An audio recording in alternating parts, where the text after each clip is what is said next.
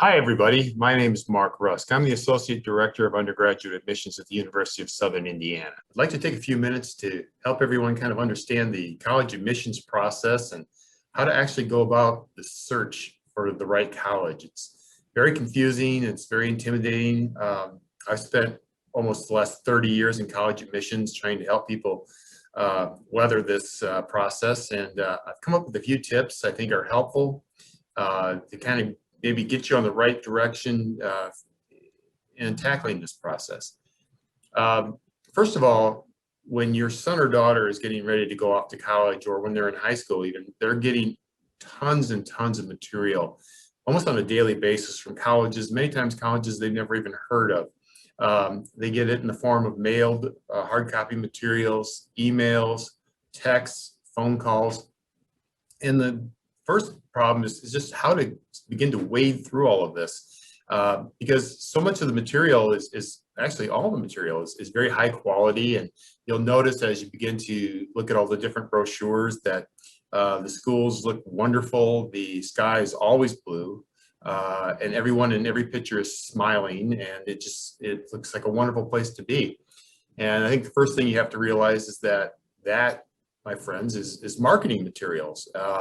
So you need to first realize that the sun is not always out on college campuses. It does rain at times, and not everybody's smiling on a college campus, and especially during finals week. So you have to take all of that with a grain of salt. But I've kind of narrowed it down over the years to 3 questions, and it's 3 questions that you have to answer yes to in order to narrow your search. And the first question is, and it's pretty obvious, is does the school that I'm looking at have the program that I wish to major in? If I'm interested in architecture, it makes no sense for me to visit a school or consider a school that doesn't have architecture. So does it have the program that I'm interested in? That's a big one. The second one is, can I get in? What are the admissions requirements? I mean, admissions requirements run the gamut all the way from open enrollment at the community college level to highly selective institutions at the Ivy League level and everything in between. So what are the admissions requirements, and do I have what it takes to be admitted to that school? And then the third one is, and maybe the most important, is can we as a family afford to send our son or daughter to that school? And then you have to look at that a little bit closer, because oftentimes you'll see the sticker price, and many times it can be, quite scary. And you need to realize that that doesn't always equal what the true cost of attendance is. There are other factors that will come into play: scholarships, financial aid such as grants, loans, work study. So if you just look at the price, and discount a school based on that, you may be doing yourself a disservice, because very rarely does someone actually pay the full sticker price for a college. There's usually some kind of aid involved that lowers the cost. So you have to look at the sticker price versus the true total cost of attendance. And then, tuition costs versus the cost of attendance, because if you look at just tuition, well, that's part of it. But if your son or daughter is going to be going away from home and living on campus, how much does it cost to live in the dormitories? How much is the meal plan? What are the cost of books? Are there parking fees? Are there other kinds of fees? All things you need to take into account. Tuition is just part of it. It's not the full package. But at that point, if you've been able to answer yes to all 3 of those questions, they have my academic program, I can get in there, and we can afford that school, then you've narrowed down your search quite a bit. And you will find a number of schools that you can answer yes to all 3 of those category questions. So now the next part is, okay, we found schools that we can answer yes to the 3 questions. How far away from home is the student willing to travel? Are they willing to go anywhere in the country? Do they want to stay within an hour of home? Do they want to stay in town? Just to kind of give you some reference, in the state of Indiana, most students, the vast majority of students, will travel no farther than 63 miles away from home to go to college. So in general, and that same number fits nationally pretty much, But in general, most students stay within a couple of hours from home. So whatever you determine is your geographic range. If it's 2 hours from home or anywhere in the United States, that's totally up to you. As you begin to figure out, all right, we're going to travel this far away from home. What are the schools that we answered yes to all three questions in that radius? And that's where we'll begin our visit. And the visit is everything. Because as I said, every brochure makes every college look like Disneyland. I mean, they're fantastic. So you need to actually visit that campus. And now it becomes much more than just a data-driven decision. And up to this point, you've looked at the major and the costs and the admissions requirements. Those are all very objective things. Now it becomes very subjective.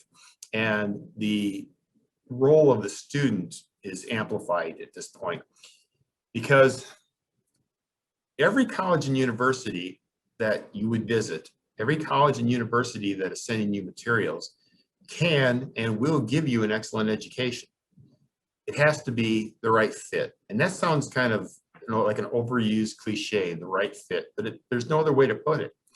And the right fit for one person is not necessarily the right fit for someone else. So it's on that visit that the student has to really let it all soak in and ask themselves the question, do I feel comfortable here? Do I feel like this is a place for me? Can I see myself here? I kind of liken it to trying on clothes. You put on the coat and, are the sleeves the right length? Can you button the buttons up? Maybe you can, and it's a good fit, and maybe you can't. And that's, again, it's unique to each individual. But in this case, it's where mom and dad kind of have to step back and let the student make the call, because it's going to be their decision. And one of the things I encourage people to do is to look for their comfort level. And I know a lot of times people will talk to young people about getting out of your comfort zone, challenging yourself and getting out of that comfort zone. And yes, there is some validity to that. And that's something you can definitely do when you get to college. I'm going to encourage people when they get to college to look at things like study abroad and meeting new people and trying new things. But I think initially, to find the college that you're going to start at, you need to find your comfort level. In my opinion, leaving home for the first time, moving away, possibly living with strangers, meeting new people, I think in doing those things, you're doing a great job of getting out of your comfort zone. So I think it's about finding that level of comfort.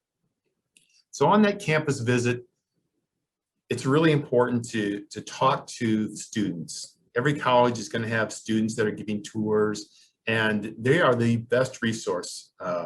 They can answer the questions that the admissions person can't answer. The things like, well, are the beds lumpy? Are the walls thin? How's the food? Who are the? How long does it take you to walk from this dormitory to this classroom? All of those things. That's something that the student can answer for you. And realize that you may visit that college campus on a day when it's pouring rain. And keep in mind that yet every college, as I said before, it rains at every college campus. And kind of an old adage is that if you like a school on a bad day, on a rainy day, a snowy day, you'll love it on a nice day. But again, for the students, whatever it is, if it's the school colors or the trees or whatever, it may sound trite, it may sound silly to someone else, but if it's important to you, it's important. So, visiting the schools is just so important. And that's why I tell people, you need to apply to several schools. You don't want to just throw all your eggs in one basket. You need to look around. You need to look at the schools that are within your realm of possibility. You've answered yes to all three questions, but visit several of them and compare. But don't get caught up in comparing numbers of, what's, the number of PhDs in the sociology department, things like that. As I said, all the schools are great schools. They all have the accreditation. They can all get you to where you want to go. So it's more about, I like the feeling, I like the size. It's close by, or maybe it's not big enough, or all those different things factor into it. So And meeting with faculty, I think, would be one more thing to do.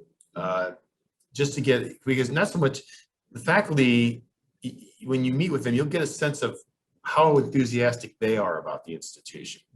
They're all faculty everywhere going to be very knowledgeable, and hopefully most of them are going to be very helpful and welcoming. If they're not, that might be a red flag. But you can get a sense for their feeling about the institution. Do they really have a passion for the place? I think that's something to kind of key in on, to see if okay, these people really love this place. So if these people are going to help me, these people are going to get me to that next level. I think that's all very, very important.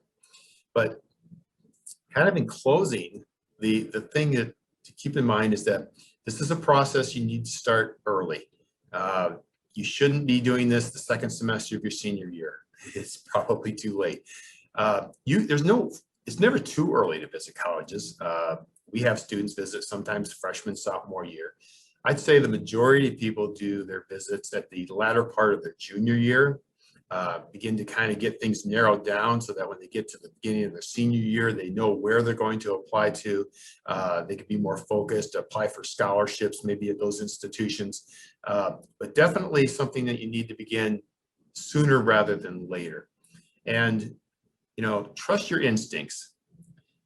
When push comes to shove and you're looking at several different schools, and you start comparing numbers, and sometimes it's more confusing. Go with your heart. Where does your heart tell you you should be? You can get in, they have your major, you can afford it. Is your heart there? And if it is, if you really feel that passion for the school, you will make the right decision, trust me. And you will have a happy college experience and a great future from there on out. So that's my advice on how to get through the whole college search process, at least at the start, and find the right college for you.